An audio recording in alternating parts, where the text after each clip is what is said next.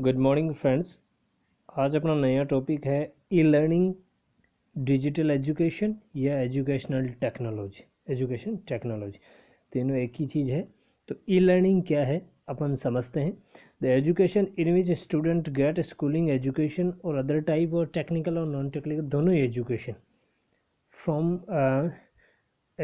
From home without going outside, बिना घर के बाहर जाए एक जगह बैठे वो एजुकेशन ले सकता है घर में ही, वो ई लर्निंग एजुकेशन है।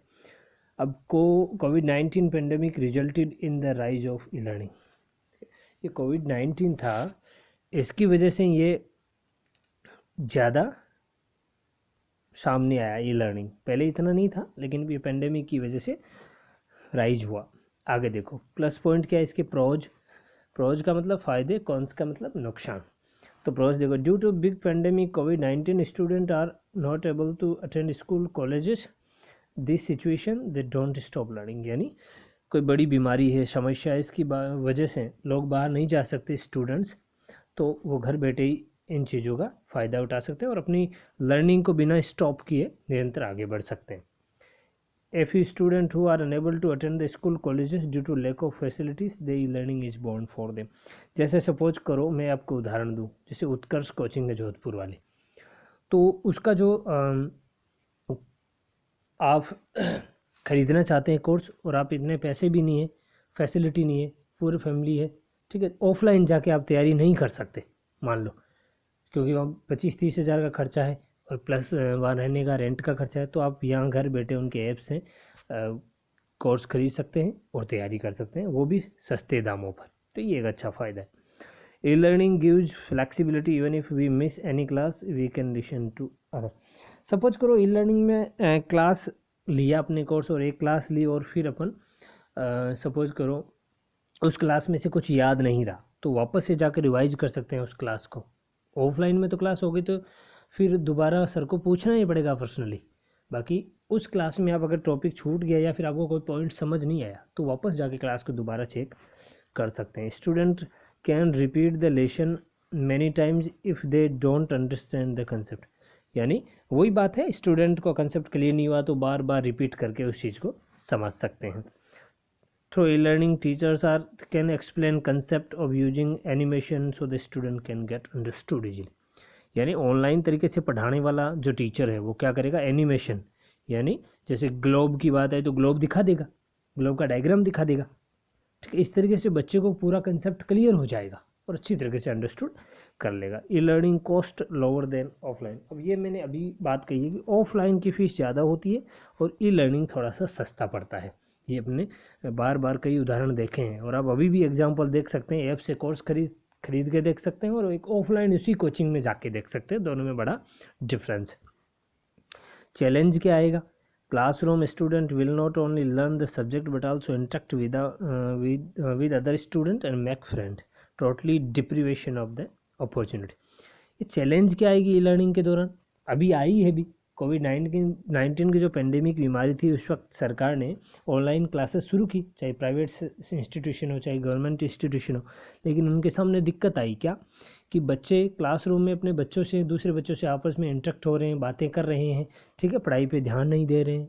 तो ये थोड़ा ड्रॉबैक है उनमें। E learning can effect their eyes. अब ई लर्निंग है उनका आइज को भी इफ़ेक्ट कर सकता है, क्योंकि आँखों की दृष्टि है, जो देखने की क्षमता है वो कम हो जाती है। अब देखो फिर क्या है, with e learning teachers may be not be able to focus on all the student. अब ऑनलाइन क्लास में जैसे 50 बच्चे हैं स्काइपी पे क्लास ले रहे हैं या 20 बच्चे स्काइपी पे क्लास ले रहे हैं, तो पर्टिकुलर ध्यान नहीं दे पाता कि कौन बच्चा क्या कर रहा है, पढ़ाई की तरफ ध्यान दे रहा कि नहीं दे रहा है। तो ये ऑफलाइन की तरह इतना आसान नहीं है कि प्रत्येक स्टूडेंट पे फोकस किया जा सके। E learning spending some time on students feels boring, they do not get interested. E learning में बच्चा थोड़ी देर सीखने के बाद फिर बोरिंग होने लगता है, ठीक है, क्योंकि आँखों में वो अच्छी नहीं लगती रोशनी काफ़ी लंबा समय देखने के बाद, और अजीब सा फील होता है बॉडी के लिए ज़्यादा लंबे टाइम के बाद सूटेबल नहीं हो पाती, तो फिर उसका इंटरेस्ट है उसके प्रति कम होने लगता है। Even in this 21 century some people do not have internet facility where as people some have but has poor speed. अब 21वीं सेंचुरी आ गई, शताब्दी है, फिर भी कई लोगों के पास इंटरनेट फैसिलिटी नहीं है, और जिनके पास है भी उनके पास पूरा कनेक्शन है।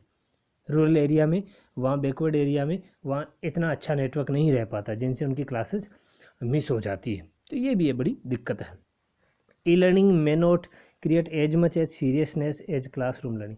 यही है, ई लर्निंग उतना सीरियस नहीं हो सकती ई लर्निंग जितना कि क्लासरूम ऑफलाइन में आप बच्चे को अगर कोई समझ नहीं आया तो पूछ के पर्सनली पूछ सकता है, या फिर पर्सनली कांटेक्ट कर सकता है, दोबारा पूछा जा सकता है। लेकिन ई लर्निंग में ऐसा प्रोसीजर नहीं है, और उतना पर्टिकुलर स्टूडेंट पे ध्यान भी नहीं रखा जा सकता। Not all parents are technologically educated to help their children in case of any issue. अगर सपोज करो फर्स्ट सेकंड के बच्चे हैं, या थर्ड फिफ्थ के बच्चे हैं, फोर्थ के बच्चे हैं, उनको ऑनलाइन क्लास दी जा रही है, मान लो आजकल के बच्चे ले भी लेते हैं, और पेरेंट्स थोड़े टेक्नोलॉजी के बारे में एजुकेटेड नहीं है, तो कोई प्रॉब्लम आ गई, मान लो क्लास के दौरान, लाइव क्लास के दौरान वीडियो स्टॉप हो गया, तो फिर पेरेंट्स को पता नहीं है, तो वो कैसे उसको चालू करेंगे। और बच्चों को जनरली, छोटे बच्चों को नॉलेज होता ही नहीं, तो ये प्रॉब्लम आती है, और अनएजुकेटेड होने की वजह से वो इन चीज़ों का सल्यूशन नहीं कर पाते। In the device has no other apps in it, student has other apps in it, student may become distracted and also become smartphone addiction। Phone में और एप्लीकेशन है तो बच्चे क्या है, उसके आदी बन जाते हैं, और आदी बन से उन बच्चे क्या कर सकते हैं, अपने जो मेन लक्ष्य होता है पढ़ने का, उससे भटक जाते हैं। तो ये थी ड्रॉबैक्स ऑफ ई लर्निंग, या चैलेंजेस जो अभी सामने आई और आ भी सकती है फ्यूचर में। कंक्लूजन देखो, e learning is a super beneficial for the student as well as teacher. E learning है, बच्चों के लिए भी अच्छा है, साथ ही साथ टीचर्स के लिए भी अच्छा है, specially in this covid pandemic situation. और हाल ही में जो सिचुएशन गई है ऐसी सिचुएशन में, but it cannot be a sustainable alternative to classroom learning. लेकिन ये दूसरा विकल्प नहीं हो सकता कि भाई आप ऑफलाइन की जगह ई लर्निंग को रख दें, तो ये सूटेबल विकल्प नहीं है।